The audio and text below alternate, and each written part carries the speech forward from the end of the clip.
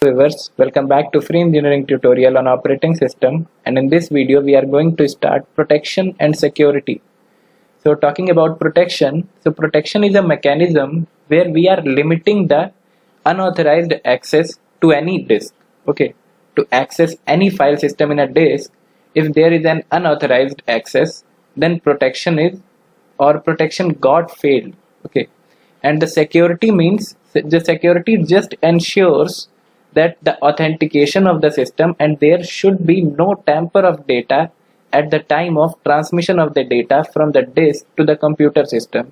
So this is ensured by the security mechanisms. Okay, so this is all about protection and security.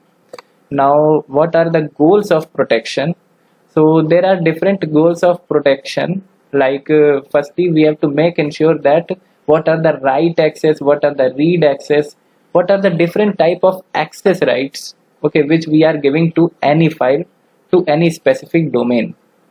Okay, and there are some different type of protections also, like we should be means limit the unauthorized access by any user. Let it be illegitimate, means let it be malicious or any other user, we should be prevent our system from the unauthorized access. So we need to provide protection for several reasons. What are these reasons? The most obvious is the need to prevent mischievous intentional violation of an access restriction. Okay, so this is belongs to malicious. Okay, now other however is the need to ensure that each program component active in a system uses system resources only in ways consistent with stated policies. So this is just a user, normal user.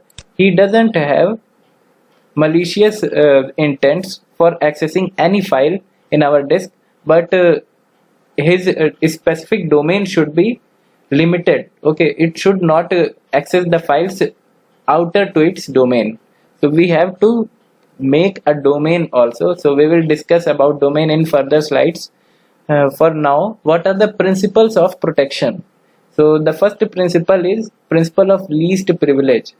So for any file, we firstly have to give the least privileges for any user. Okay, so if the user wants any privileges to access the file content, so he must have to ask the owner of the file that yes, I want to access this file and I want these access rights, so please give me.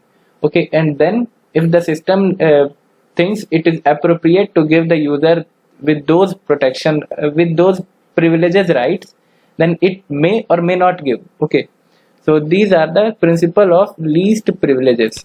Okay, now an operating system following the principle of least privilege implements its features, programs, system calls and data structures so that failure or compromise of a component does the minimum damage. Okay, so this is just related to minimum damage. If we are giving the least privileges to any user, then the user can make the least damage to that file.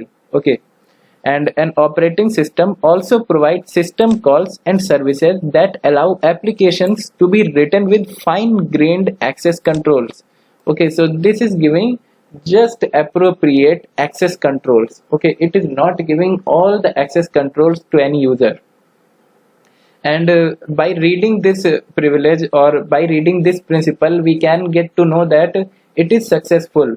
Okay, but in the larger scenario, it just doesn't give us the amount of protection which we need in any operating system or which we need in any disk. Okay, so our first principle is over, and we are switching to second principle of protection, which is need to know principle. Okay, so need to know principle just means that any user should access all the file contents which are having in its domain. Okay, so a user does have its domain, and all the file contents which are in this domain can be accessed by this user. Okay, he cannot access those files which are outer to this domain.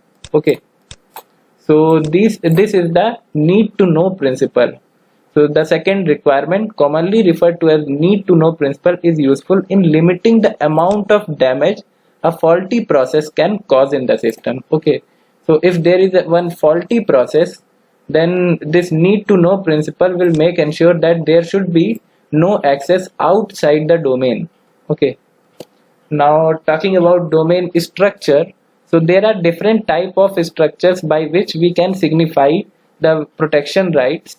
So one is this, like in this structure we are giving different domains in the this format. Like firstly we will give O3 means object type, and then we will give the access rights. So this is let's say in this domain 1 it can be any program, process or user. Okay, so in the domain 1, object 3 is having read and write access, and object 1 is having read and write access, and then object 2 is having only execute access.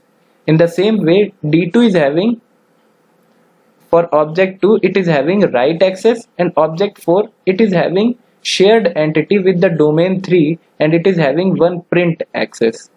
And in D3 means domain 3, it is having object 1 as execute access, and for object 3 it is only having a read access, and domain 3 shares the object 4 with domain 2, okay, which is having print access. Now if the association is dynamic, a mechanism is available to allow domain switching. Okay, so this is a new mechanism which is domain switching. From one domain to another domain we can switch our handler, so this is called domain switching. Now talking about domain structure, a domain can be realized in a variety of ways. What are these ways? If the domain is a user, so what are the objects of that user? It will be different programs, and in this case the set of objects that can be accessed, these are dependent on the identity of the user.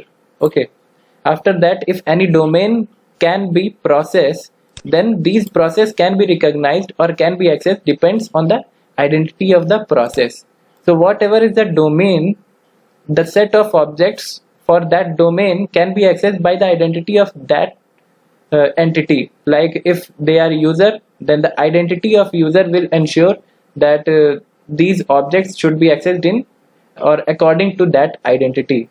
Same way if the domain is procedure, okay, so according to the identity of the procedure the set of objects can be accessed. Okay, so can be accessed corresponds to the local variables defined within the procedure. So according to those local variables which are there in that procedure, from those variables we can access the set of objects. Now talking about access matrix. So what is access matrix? It is just similar to previous structure, but we are having difference is that it is just a two-dimensional data where we are storing different domains and the one dimension is object. Okay, so the two dimensions are, so firstly is domain where we are storing all the domains which we are having in any disk, and the other dimension is means axis is having object, different objects. So it can be file 1, file 2, file 3 or printer. Okay, so in just an example, for an example, like domain 1 is having just a read access for file 1 and domain 2 is having just a print access for printer. Okay, and domain 1 also have a read access for file 3.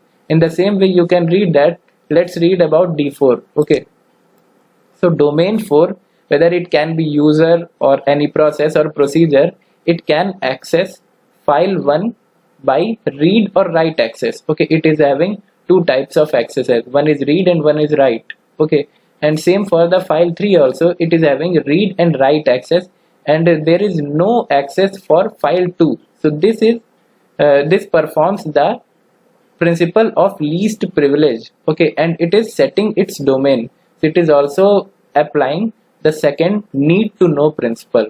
Okay, so talking about access matrix in more detail, so there are different type of attributes which we can add to access matrix.